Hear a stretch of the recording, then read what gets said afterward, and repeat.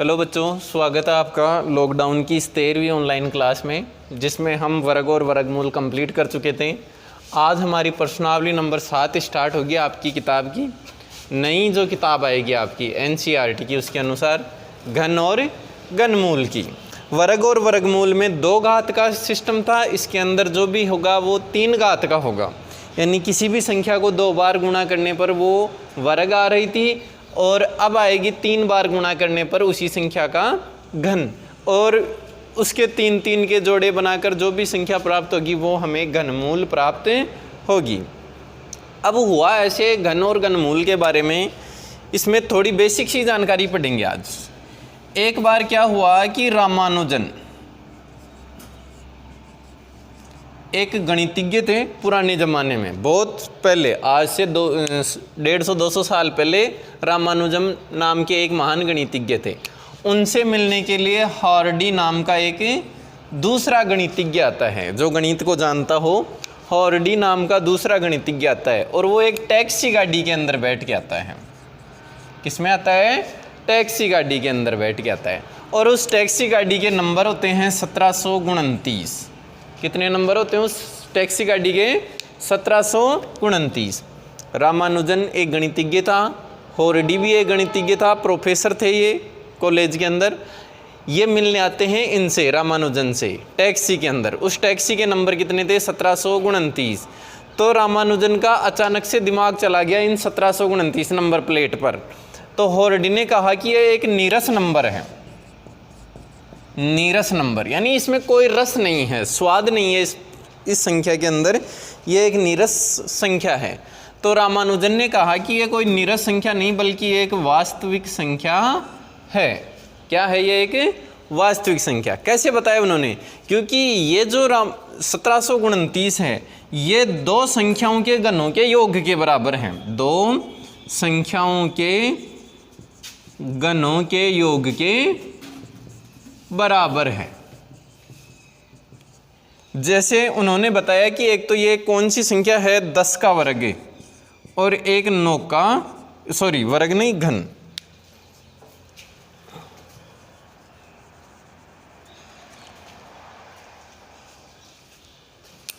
10 का घन और 9 का घन।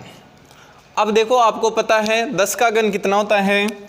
10 का घन होता है, 10 को 3 बार गुणा कर लो, 10 गुणा 10 कितना हो गया? 100। फिर गुणा 10 कर लो, कितना हो गया? 1000। तो 10 का घन, घन का मतलब 3 बार गुणा करना है, तो कितना होता है? 1000 होता है। और 9 का घन, 9 को भी इस प्रकार से 3 बार गुणा करो। 9 को 9 से गुणा किया 81, 81 को फिर 9 से गुणा किया तो कितना आएगा? 729। देखो, 9 एकम 9 और 9 8 72, 729 हो गया ना। तो 1000 और 729 को यदि हम जोड़ेंगे तो कितना हो जाएगा? 1729 हो जाएगा। तो 2 संख्याओं के घनों के योग के बराबर आ गया ना। इसी प्रकार से ये 12 के घन और 2 के घन के बराबर हैं। 12 के घन और 2 के घन, 2 का घन नहीं, यहाँ सॉरी 1 का घन। 12 का घन और 1 का घन। 12 का घन होता है 1728, यानी 12 को इस प्रकार से 3 बार गुणा करोगे ना, तो कितना उत्तर आएगा? 1728। और 1 का घन, 1 को आप चाहे कितनी बार गुणा करो, क्या आएगा? 1 ही, तो 1729 हो गया। तो यहाँ ध्यान दो आप, 1729 है वो 10 का घन और 9 के घन के योग के बराबर भी है, 12 का घन और 1 के घन के योग के बराबर भी है। तो ऐसी संख्याएं जो 2 घनों के योग के बराबर होता है, उनको हार्डी रामानुजन संख्या बोला जाता है।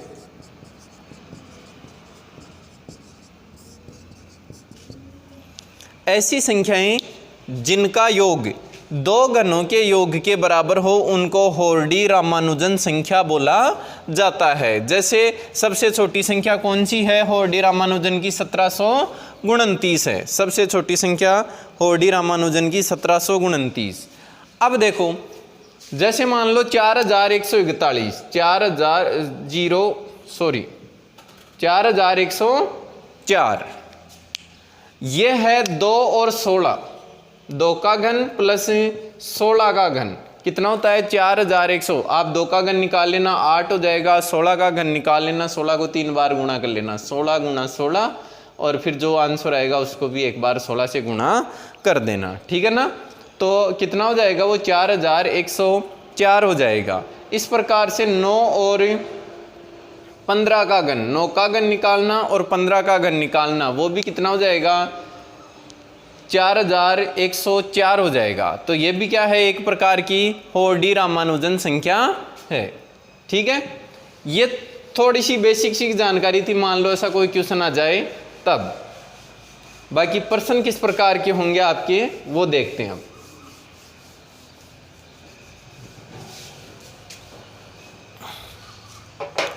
सबसे पहले तो घन लिख लो आप, 1 से 15 तक के लिखा देता हूं मैं आपको। 1 का घन, 2 का घन, 3 का घन, 4 का घन, 5 का घन, 6 का घन, 7 का घन, 8 का घन, 9 का घन और 10 का घन। 1 का घन का मतलब है 1 को 3 बार गुणा करना है, 1 गुणा 1 गुणा 1, तो क्या आएगा 1। 2 को भी 3 बार गुणा करना है, इस प्रकार 2 से 8। 3 गुणा 3 गुणा 3 कितना हो जाएगा 27। घन में देखो 3 बार गुणा, वर्ग में केवल 2 बार ही गुणा किया था। 4 गुणा 4 गुणा 4 कितना हो जाएगा 64 हो जाएगा। 5 गुणा 5 गुणा 5 125। 6 गुणा 6 गुणा 6 216 हो जाएगा। 7 का घन 7 गुणा 7 गुणा 7 ये हो जाएगा 343। 3 बार 7 को आपस में गुणा करेंगे तो 343 आ जाएगा। 8 गुणा 8 गुणा 8 ये कितना हो जाएगा 512 हो जाएगा। और 9 गुणा 9 गुणा 9 इनको आपस में गुणा करेंगे तो ये हो जाएगा 729। और 10 गुणा 10 गुणा 10 यानी 10 का घन हो जाएगा पूरा 1000, ठीक है। अब 11 का घन, 12 का घन, 13 का घन, 14 का घन और 15 का घन। 11 गुणा 11 गुणा 11 तो 11 11 11 को आपस में गुणा करोगे तो 1331 आएगा। 1331।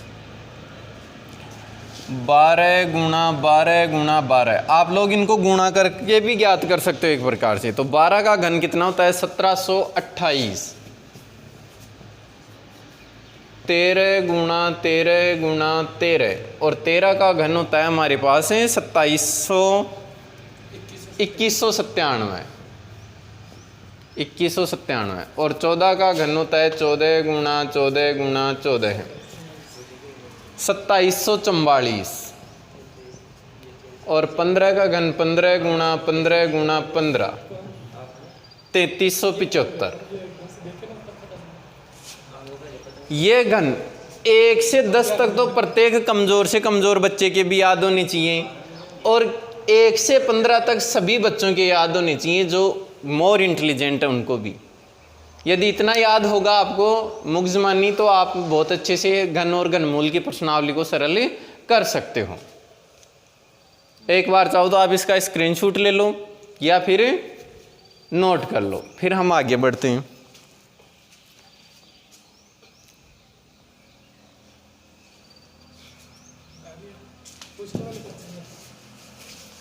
अब उतार लिया तो अब देखो आगे एक तरीका और बताते हैं आपको घन निकालने का। विषम संख्याओं के योग के रूप में घन निकालना सिखाते हैं।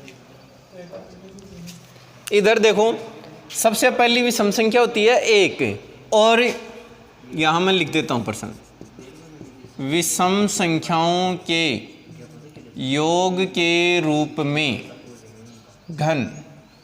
तो 1 है, 1 का योग भी क्या होगा 1, और वो किसका घन हो जाएगा 1 का घन हो जाएगा। फिर देखो 1 के बाद में कौन सी विषम संख्या आती है 3 आती है, और कौन सी आती है 5 आती है। आपको पता है ये दोनों मिलकर कितने हो जाते हैं 8, और ये कितने का घन होता है 2 का घन होता है। समझ रहे हो ना, ये विषम संख्या है एक विषम संख्या। अब देखो इसकी काउंटिंग करो, 1 है तो ये 1 का घन, ये 2 विषम संख्या है 3 और 5, तो 8 हो गया। 8 कितने का घन होता है? 2 का। तो ये 2 संख्याएं हैं काउंटिंग की। तो आगे देखना, 7 + 9 + 11 है, कितना हो गया? 27 हो गया। 27 कितने का होता है? 3 का घन होता है। 3 संख्याएं हैं काउंटिंग में, तो घन भी 3 का हो जाएगा। इसके बाद में देखिए, यदि 13 है + 15 है + 17 है, इनको जोड़ेंगे तो कितना हो जाएगा? 64 हो जाएगा। 13, 15, 17 है, 30, 30 और 40, सॉरी 1 मिनट यार, हाँ प्यारे बच्चों इधर देखो, इसमें थोड़ी सी गलती हो गई। एक संख्या ली, 2 संख्या ली, 3 विषम संख्या ली, अब कितनी लेनी पड़ेंगी? 4 विषम संख्या। ये तो 45 ही हुई यहाँ तक। अब इसमें चौथी विषम संख्या आएगा 19, और अब जोड़ दो इनको, कितना हो गया? 64 हो गया। तो 4 का घन हो गया। समझ गए ना? एक विषम संख्या पहली है तो 1 का घन, 2 विषम संख्या है तो 2 का घन, 3 विषम संख्या है तो 3 का घन, आगे की फिर 4 विषम संख्या है तो 4 का घन। अब इसमें आपको HW दे देते हैं थोड़ा सा का आपको। 8 का घन लिखना है ऐसे विषम संख्याओं के रूप में कि 8 के घन में कौन कौन सी विषम संख्याएं आएंगी, और 1 लिखना है आपको, 4 हो गया, चलो 5 का घन ही बता देना अगला। 8 का घन और 5 का घन इस प्रकार से विषम संख्याओं के योग के रूप में लिखना है आपको। ये एक छोटा सा तरीका है, आप ज़्यादा बड़ी संख्याओं के तो नहीं, लेकिन 10 तक की संख्याओं के घन इस प्रकार से विषम संख्याओं में योग करके लिख सकते हो। इसको नोट कर लो। और ये 2 एग्जाम्पल